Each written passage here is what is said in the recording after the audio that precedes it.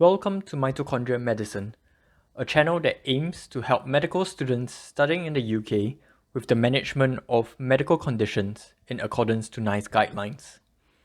This topic is on chronic heart failure. This video follows the Chronic Heart Failure Guidelines of 2018. Heart failure occurs when the heart fails to pump blood to the metabolizing tissues effectively. There are multiple classifications of heart failure: systolic versus diastolic, also known as heart failure with reduced versus preserved ejection fraction, is the classification most commonly used. Other classifications include left-sided versus right-sided, acute versus chronic, and low output versus high output heart failure.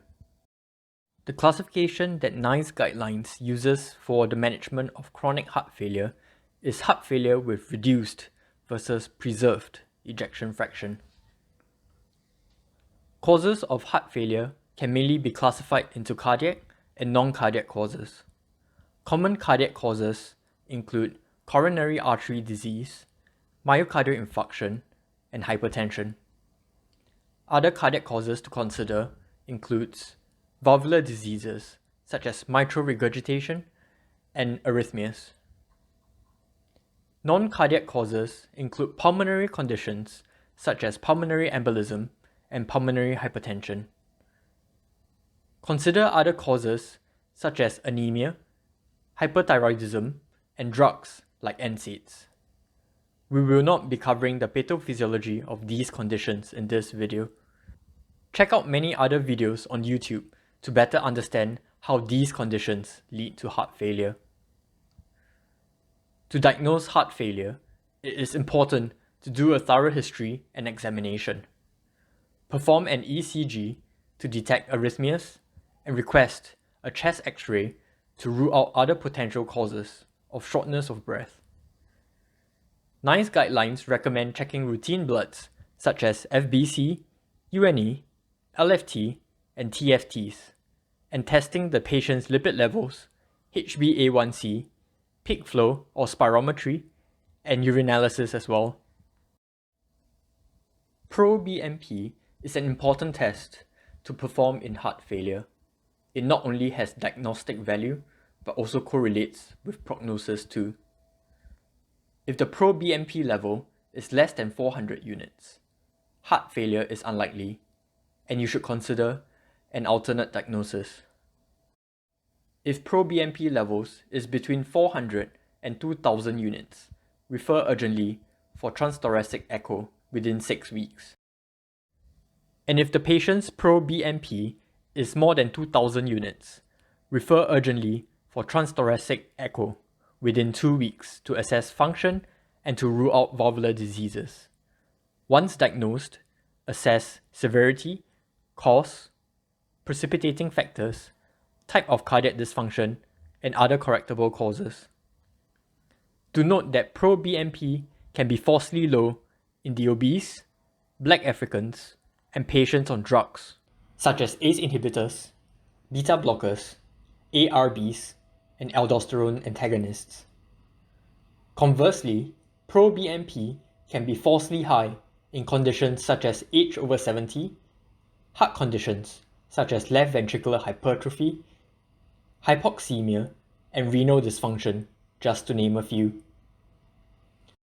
Other investigations that you can consider include transesophageal echo, cardiac MRI, and radionuclide angiography. Do note that if you suspect that the heart failure is secondary to valvular diseases, refer the patient to the specialist too. Management of heart failure should take an MDT approach involving GP, cardiologist, and specialist heart failure nurses. Care plans should be put in place too, which include follow-up care, cardiac rehab, and access to social care. Patients should also be educated on the symptoms to look out for in the event of deterioration, and given contact details for urgent care or review. It is important for patients to be reviewed regularly to assess their functional status, fluid status, medications, and renal function. It is also essential to have a discussion of end-of-life care in patients who have severely impaired heart function. Prognosis of heart failure should be discussed with the patient, with 5-year survival rates of approximately 50%. Management of heart failure can be split into lifestyle, pharmacological, and surgical interventions. For lifestyle interventions, restrict fluid and salt intake if necessary, offer smoking and alcohol interventions, and encourage uptake of the annual influenza vaccination and one-off pneumococcal vaccination. For women in childbearing age, contraception and pregnancy should be discussed. Patients should also be referred for cardiac rehab. In terms of symptomatic pharmacological treatments, diuretics can be prescribed to relieve breathlessness, even though it's not proven to improve mortality. Chronic hyperkalemia can be treated with potassium binders such as petiromia. As mentioned, NICE guidelines classified their pharmacological management of chronic heart failure based on the patient's ejection fraction. Heart failure with preserved ejection fraction occurs when the heart pumps normally but is too stiff to allow proper filling during diastole. On the other hand, heart failure with reduced ejection fraction occurs when there is a reduction in the heart's ability to contract and pump blood to the rest of the body.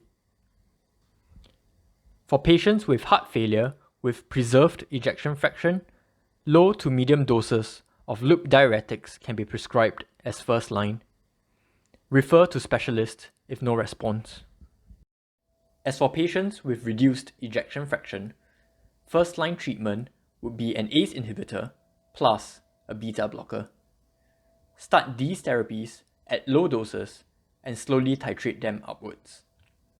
If ACE inhibitors are not tolerated, consider ARBs. Second line of treatment would be the addition of spironolactone. If these treatments do not work, refer the patient to the specialists.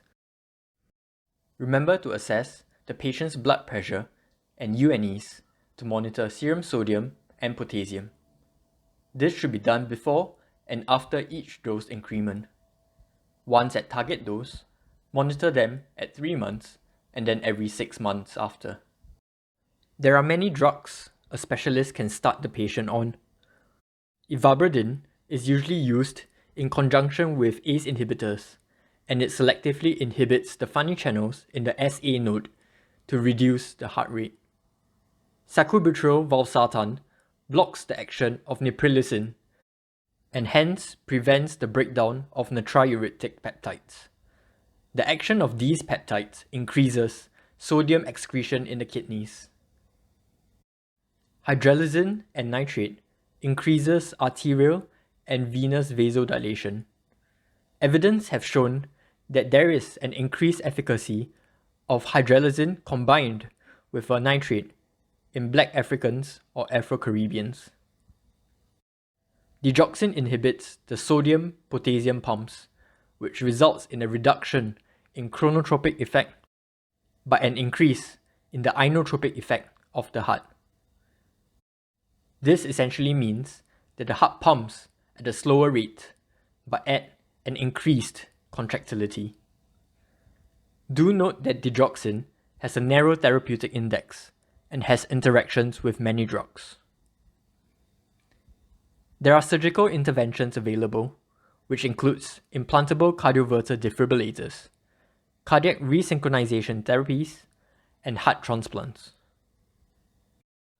So this has been an overview of the management of chronic heart failure in adults in accordance to NICE Guidelines 2018. The most important things you need to know are the causes of heart failure, how to diagnose and investigate, and the step-by-step management of chronic heart failure. I hope you have enjoyed this video and subscribe for more videos in the future.